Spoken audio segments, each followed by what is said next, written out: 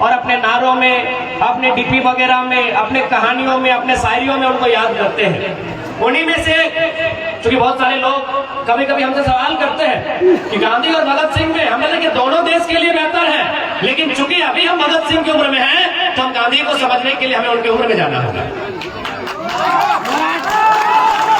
तो चूंकि युवाओं के, अभी अगर युवाओं की बात करें तो भगत सिंह को मानते हैं, बेहतर तरीके से मानते हैं।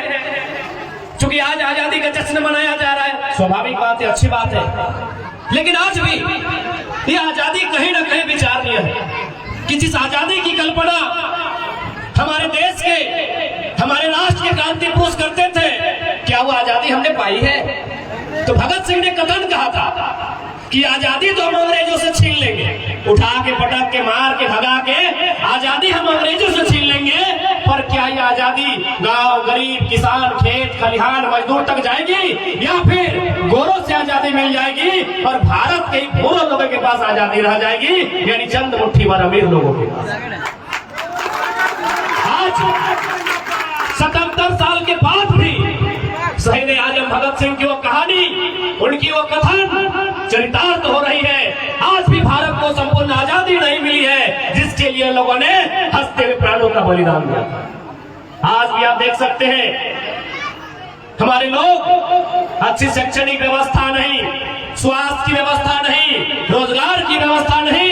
ऐसे में सवाल होता है क्या ऐसी आजादी की कल्पना हमारे वीरों ने किया था?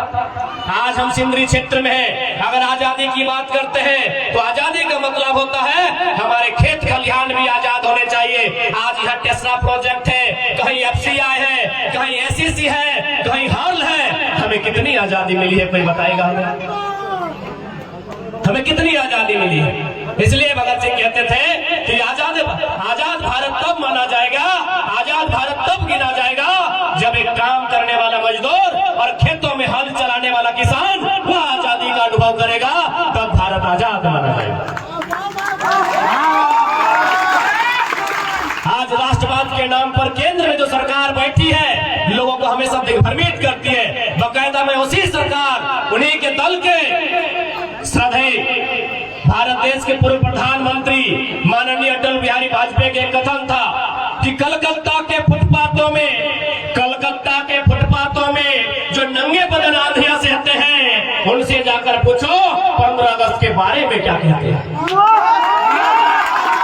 अगर आप पूछेंगे 15 अगस्त के बारे में वीडियो साहब से, थाना प्रभारी महोदय से, वो कहेंगे आजादी ठीक ठाक है, सरकारी 50,000 का तनख्वाह भी मिलता है और रात को कोयला गाड़ी में कमीशन भी मिलता है, उनके लिए आजादी ठीक होगी। हो सके आपके थाना प्रभारी वीडियो सीओ ईमानदार होंगे, मैं उन पर नहीं कह रहा हूँ, मैं पूरे ऑल ओवर भारत और झारखंड की बात कर रहा हूँ। आजादी चंद मुट्ठी भर लोगों के हाथों में। बेगाम व्यक्ति, आप नजर दौड़ाइए, आप छतों से चढ़कर दामोदर नदी का यह किनारा, यहाँ कोयला की खदानें। आज भारत देश के लोग कहते हैं, भारत के जो सदन पर बैठे लोग कहते हैं, तो आज भारतवर्ष तभी आजाद माना जाएगा जब एक आम व्यक्ति आजादी का अनुभव करेगा। एक अंतिम पायदान पर जो व्यक्ति है वह जिस दिन आजादी का अनुभव करेगा, तब भारत वास्तव में आजाद माना जाएगा। आज नौजवान कहते हैं कि हमने आजादी को नहीं देखा है, हमने अलग झारखंड राज्य को नहीं देखा है, लेकिन आज भी आपके सामने समय है आजाद बनने का, अशफाक उल्लाह खान बनने का, बोस बनने का, चंद्रशेखर आजाद बनने का। उन्होंने गोरों से लड़ाई लड़ी थी, तुम ब्लॉक ऑफिस में जाओ और चोरों को उठा के पटकने का काम करो, तुम भी उसी श्रेणी में आओ। आज भी आजादी अधूरी, और इस अधूरी आजादी को पूरी करने के लिए हमारे नौजवानों को अगुवाई करनी होगी, क्योंकि नौजवान इस राष्ट्र के निर्माण में सबसे महत्वपूर्ण भूमिका निभाते हैं। इसलिए आज मैं ज्यादा लंबा नहीं करते हुए, आज स्वतंत्रता दिवस है, आजादी का गौरव, आजादी का अनुभव और एक जश्न का माहौल है, होना भी चाहिए। अंग्रेजों के लगभग यातना भरे शासन के बाद हमारे पूर्वजों ने, हमारे महापुरुषों ने इस मुल्क को आजाद करवाया था। हमें गौरव करने का अधिकार है, हमें जश्न का मनाने का भी अधिकार है, लेकिन चिंता करने का भी हमें समय होना चाहिए कि आजादी कहाँ है। आज भारत के जो सर्वोच्च नेशनल मीडिया है, अगर उनकी माने तो भारत देश में एक महारानी रहती है, वो 3 लाख की साड़ी पहनती है, 1.5 लाख की चाय पीती है, तो नेशनल मीडिया को लगता है कि भारत तो काफी तरक्कीशील देश है, भारत तो काफी डेवलपमेंट कंट्री है। यहाँ की एक रानी 3 लाख का चाय पीती है, 2.5 लाख का साड़ी पहनती है, तो भारत तो काफी उन्नति एक विकसित राष्ट्र के रूप में है। तो मैं बाकायदा आज स्वतंत्रता दिवस की बेला के अवसर पर लोकतंत्र के चौथे स्तंभ के माध्यम से जनता जनार्दन की उपस्थिति में पूरे देश को संदेश दूंगा कि आजादी का अगर पैमाना और उन्नति का पैमाना अगर रानी की 3 लाख की साड़ी से तय करते हैं तो मैं कहूंगा बंद कीजिए। अगर उन्नति नापनी है तो गांव के सबसे गरीब व्यक्ति गंगा की पत्नी गंगा की गठरी में जो पैसा है उससे राष्ट्र की उन्नति को नापना। अडानी मैडम और अंबानी मैडम की 3 लाख की साड़ी से राष्ट्र की उन्नति नहीं नापा जाए। गांव में सबसे गरीब व्यक्ति होता है उसकी अर्धांगिनी की गठरी में, हम लोग गठरी समझते हैं ना, उस गठरी में जो पैसा है उस पैसे से वो बाजार की जरूरतमंद चीजों को खरीद पाती है कि नहीं, उससे आजादी का और उससे उन्नति का अनुभव किया जाए तब भारत वास्तव में आजाद कहलाएगा, तब भारत वास्तव में श्रेष्ठ कहलाएगा।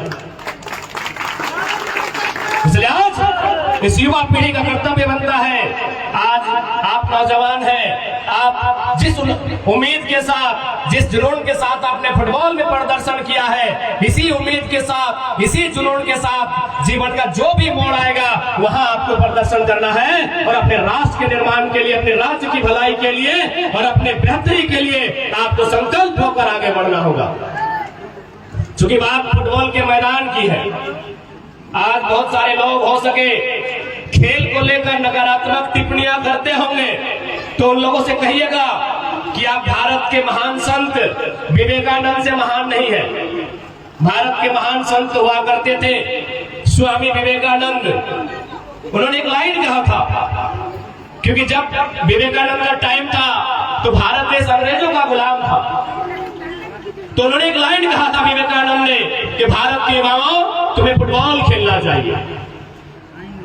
क्यों कहा था ऐसा? अभी इतने फुटबॉल खिलाड़ी आप सामने बैठे हैं, फुटबॉल इसलिए खेलने का कहा था विवेकानंद ने क्योंकि भारत देश में जात पात, भारत देश में मजहब, भारत देश में धर्म, भारत देश में अलग भाषा, यानी लोगों को जोड़ने का कोई साधन नहीं था। इसलिए उन्होंने कहा था भारत के युवाओं तुम्हें फुटबॉल खेलना चाहिए। अब कहेंगे कैसे? आप कभी भी फुटबॉल, चुके हो सके अभी 15 को जर्सी पहनते हैं, लेकिन याद कीजिए हमारे पास 9 ही को जर्सी है। उतर गए 9 खिलाड़ी मैदान में, 11 खिलाड़ी मैदान में उतर गए, 12वां खिलाड़ी जब हम चेंज करते हैं तो क्या करते हैं? वो सेंटो गंजी में तो नहीं आता है, यानी जो खिलाड़ी चेंज होता है वो अपनी जर्सी उसे उतार कर देता है ना। आप देखिए उस जर्सी में कितना बदबू देता है, आप लोग थोड़ा सेंड मार के देख लीजिए उस जर्सी में कितना बदबू देता है, इसको अनुभव कीजिए। एक तो आप आधा घंटा खेले हैं, पसीना से भीगे हैं, ऊपर से ग्राउंड में कितना बार कीचड़ से मिट्टी से आप लटपटाए हैं, उसका कोई हिसाब नहीं है। लेकिन वो खिलाड़ी जो 12वां खिलाड़ी के रूप में आता है, सहर्ष आपकी जर्सी को स्वीकार करता है, उसे बदबू का एक छटाक अनुभव नहीं होता है। बकायदा आप घर जाइए, अपना बढ़िया ब्रांडेड शर्ट अपना छोटा भाई को बोलिए पहनेगा, बोले अच्छी सेंट मारता है, 2 बार पीछेगा रेल साबुन से तब पहनेगा। आपका ब्लड है, आपसे उसका ब्लड रिलेशन है, लेकिन आपका भाई इनकार कर देगा कि नहीं हम आपका शर्ट नहीं पहनेंगे, ये 2 दिन से पीछा नहीं है। लेकिन जब खेल के मैदान में आते हैं वही खिलाड़ी आपका बदबू देने वाला टी-शर्ट उतरता है और मैदान में जाता है, यानी वहां भेदभाव नहीं होता है। यही बात विवेकानंद ने कहा था कि खेल के मैदान में भेदभाव नहीं होता है, वहां जुड़ने का मौका मिलेगा। बाकी आप कहीं चले जाए, आपकी जाति अलग है, आपका धर्म अलग है, आपका मजहब अलग है, आपकी भाषा अलग है। एक बात बताइए, खेल के मैदान में आपको जरा भी लगा कभी कि हम एक दूसरे से अलग है? थोड़ा सा भी? विजेता उपविजेता टीम, मैं आपसे पूछ रहा हूँ, कभी लगा एक टीम बन के खेले कि नहीं? जबकि आपकी टीम में है कि सभी एक ही कास्ट के थे? क्योंकि मैंने परिचय पूछा तो सबसे ज्यादा संथाली भाई लोग थे। तो क्या गारों के गारों संथाली भाई थे? नहीं, एक तो विश्वकर्मा भाई लोग थे, मोदक भाई लोग थे कि नहीं? यानी ग्राउंड जो होता है, स्पोर्ट जो होता है, वो भेदभाव से ऊपर होता है। इसलिए मैं सभी को संदेश देना चाहूंगा, आप पेशे से डॉक्टर बनिए, इंजीनियर बनिए, वकील बनिए, लेकिन एक स्पोर्ट्स पर्सन जरूर बनिए। आप चले जाएं, क्योंकि आप कोल फील्ड में रहते हैं, आप शहरों में रहते हैं, बहुत सारे अधिकारी आपके आसपास रहते होंगे, ऑफिसर कॉलोनी आप देखे होंगे, ऑफिसर बड़े बड़े अधिकारी आप देखे होंगे, सुबह उठ के वॉलीबॉल खेलते हैं, सुबह उठ के दौड़ते हैं। 60 साल की उम्र पार हो चुकी है, क्यों पता है? डॉक्टर ने कहा है दौड़ते रहोगे तो मर जाओगे। लेकिन एक फुटबॉल खिलाड़ी, उसको बुढ़ापा में दौड़ने की जरूरत नहीं है, जवानी में दौड़ चुका होता है। जो आज साहब है, सीएमडी रहे, जीएम है, पूरा जीवन उन्होंने पढ़ाई में बिताया है, कभी खेल में समय नहीं दिया है। इसीलिए आज 60 साल के बाद आप किसी ऑफिसर क्लब में चले जाए, वो सुबह 6 बजे उठते हैं, वॉलीबॉल खेलते भी 60 साल की उम्र में। क्यों? डॉक्टर ने कहा है खेल से रहो। तो इसीलिए खेल के साथ रहो, ताकि बुढ़ापा में आपको ज्यादा नौटंकी करने की आवश्यकता नहीं पड़ेगी। साथ ही साथ खेल में स्कोप होता है। भले झारखंड की सरकार क्या कर रही है पता नहीं, हमारे चूंकि ये कोलफील्ड साइड है, ये कोलफील्ड का सेक्टर है। आज से 40-50 साल पहले, यानी 1970 का जो दौर था, 1980 का जो दौर था, हमारे गांव में एक लाइन कहते थे कि अरे छोड़ा, बुझते हैं ना आप लोग? हाँ, लड़का को छोड़ा बोला जाता है कि अरे बबुआ दुए टची तो टाका कमाए सकल है। टाका माने पैसा कमाना। आखिर हम लोग इतना जो भी कर रहे हैं, पैसा कमाना है ना भाई, अपना जीवन थोड़ा बेहतर बनाना है, अपनी लाइफ को अच्छा लेके चलना है। तो हमारे गांव देहात में एक लाइन कहा जाता था कि अरे छोवा दुए टची तो टाका कमाए सकल है, एक बार टड़िया दौड़ के न तो मटिया कोड़ के। आप लोग नहीं सुने हैं? टड़िया दौड़ के नहीं तो मटिया कोड़ के। तो भाई इसका मतलब क्या है, समझा देते हैं कि टड़िया दौड़ के मतलब क्या है और मटिया कोड़ के मतलब क्या है। मटिया कोड़ के मतलब है, आज से मैं जब 1970 का टाइम था, हमारे जो पूर्वज थे, खासकर मैं अपना व्यक्तिगत बताता हूँ, मेरा नाना का जीजा जी, उसका 2 भाई, मेरा नाना का अपना भाई, लगभग 10 आदमी को हम जानते हैं। वो लोग मिट्टी काटने गया था। मिट्टी समझ रहे, अभी नरेगा कटवा रहा है, वो लोग मिट्टी काटने गया था, झोड़ा लेके, झोड़ा समझ रहे, गैता समझ रहे, गैता और झोड़ा लेके उन लोग मिट्टी काटने गया था। मिट्टी काटते काटते उन लोग को टाटा और बीसीसीएल में सरकारी नौकरी लगा था, इसीलिए बोला गया मटिया कोड़ के, यानी मिट्टी काटते काटते। आज भी हर गांव का इतिहास होगा, पता नहीं आपके चासनाला और कांडरा क्षेत्र का क्या इतिहास है। मैं जहां रहता हूं वहां का इतिहास है कि लोग मिट्टी काटने गए थे, मिट्टी काटते काटते उनको गवर्नमेंट का जॉब, सरकारी नौकरी हो गया था, इसीलिए कहा जाता है कि मटिया खोड़ के और एक लाइन टड़िया दौड़ के। ये तो सभी जानते हैं। आज आप फिर चले जाए पीछे, आज भले लोग वीडियो बन रहे हैं, सीओ बन रहे हैं, आज भले लोग IAS IPS, खैर IPS अभी झारखंड में, आज भले लोग डॉक्टर बन रहे, इंजीनियर बन रहे, टीचर बन रहे हैं, लेकिन आप अपने गांव का इतिहास को पता कीजिए। सबसे पहला नौकरी अगर आया होगा तो हवलदार चाहे चपरासी का आया होगा। आप अपने गांव को अगर किसी ने मेहनत से, बाकी कोलफील्ड में बहुत सारे लोग नौकरी लिया, लेकिन अनुकंपा में लिया, लैंड लूजर के नाम में लिया, बाप के बदले नौकरी लिया, जमीन के बदले लिया, लेकिन जो गांव में रहते हैं, अगर टैलेंट के बदौलत किसी ने नौकरी लिया था तो टड़िया दौड़ के, यानी पुलिस का नौकरी लिया था। ये हमारा इतिहास है। इसीलिए लाइन कहा जाता है कि मटिया खोड़ के नहीं तो टड़िया दौड़ के। आज भी फुटबॉल खेलने वाले आपको विशेष सुबह उठकर ज्यादा दौड़ लगाने की जरूरत नहीं है। जाहिर सी बात, जितने खिलाड़ी हैं, CRPF बनना चाहते हैं, BSF बनना चाहते हैं, ITBP में जाना चाहते हैं, असम राइफल्स में जाना चाहते हैं, IRB में जाना चाहते हैं, जिला police, Jharkhand police, JF, JMP, जहां भी जाना चाहते हैं, कैसे जाइएगा? दौड़ के ही ना, उड़ के जाइएगा। यदि यहाँ और मैक्सिमम जो यूथ होते हैं ना, जितना यूथ होते हैं, अगर उन यूथ से पूछा जाए कि तुम्हारा ड्रीम क्या है, वो कहता है कि हमको फौजी बनना है। आज भी आप किसी भी नौजवान से पूछे कि तुमको क्या बनना है,